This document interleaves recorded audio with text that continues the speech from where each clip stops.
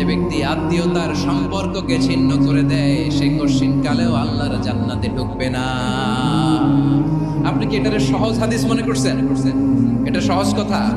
আপনি ভাবছেন আপনার নামাজ আপনারে বাঁচাতে পারবে, আপনার রোজা বাঁচাতে পারবে, আপনার তাহাজ্জুদ আপনারে বাঁচাতে পারবে? অধিকার নষ্ট করলে কিছুই আপনারে বাঁচাতে পারবে। এজন্য নিকট আত্মীয়দেরকে দিতে হবে বেশি বেশি। বিশ্বনবী বলেন, ইন্না সাদাকাতা আলাল মিসকিনি সাদাকা ওয়া আলা যির রাহিমি ইসনাতান সাদাকাতুন ওয়া সিলাহ।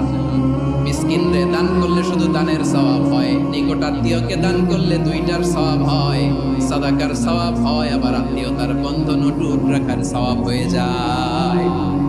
আবার বিশ্বনবী বললেন, মান সাররাহু আইয়ুবসাতা লাহু ফি রিজকিহি ওয়া ইনসালাহু ফি আসারিহি ফালইয়াসিল রাহিমা।